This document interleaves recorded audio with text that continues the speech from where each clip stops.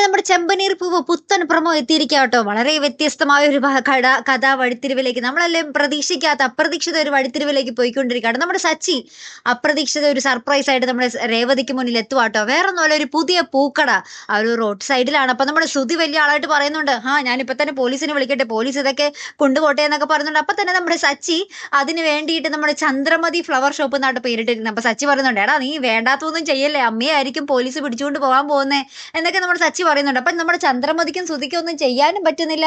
എന്നാലും ചന്ദ്രമതിക്ക് അങ്ങോട്ട് തളച്ചു കയറുക. പൂക്കടയ്ക്കല്ലേ ഈ പേരിട്ടിരിക്കുന്നത്. ബ്യൂട്ടി പാർലറിന് ഇട്ടപ്പോൾ ഭയങ്കര ഗമയും കാര്യങ്ങളൊക്കെ ആയിരുന്നു. പക്ഷെ പൂക്കടയ്ക്ക് ഇട്ടപ്പോൾ, അതും രേവതിയുടെ കടയ്ക്ക് ഇട്ടപ്പോൾ ചന്ദ്രമതിക്ക് ഭയങ്കര കുറച്ചില്ല. ചന്ദ്രമതി ആകെ തളച്ചുകൊണ്ടിരിക്കുക. പക്ഷെ ഒന്നും നടക്കുന്നില്ല. രേവതി ഇനി ഇതിൽ നിന്നായിരിക്കും വെച്ചടി കയറ്റായിരിക്കും ഇനി നമ്മുടെ രേവതി കേട്ടോ. അപ്പൊ ഇനി ഏറ്റവും വലിയ ആളിനി രേവതി ആയിരിക്കും ആ വീട്ടിൽ. അപ്പൊ എന്തായാലും നമ്മുടെ ചന്ദ്രമതി അപ്പോഴെങ്കിലും രേവതിക്ക് മുന്നിൽ മുട്ടുകുത്തുവോ എന്നൊക്കെ നമുക്ക് കണ്ടു തന്നെ അറിയണോട്ടോ. എന്തായാലും വളരെ ഇൻട്രസ്റ്റിംഗ് ആയിട്ടുള്ള ഒരു കഥാ വഴിത്തിരിവിലേക്കാണ് നമ്മുടെ ചെമ്പനീർ പൂവ് പോയിരിക്കുന്നത്. അപ്പൊ എന്തായാലും അടുത്തൊരു പ്രൊമോയുമായി വരുന്നത് വരയ്ക്കും ബൈ.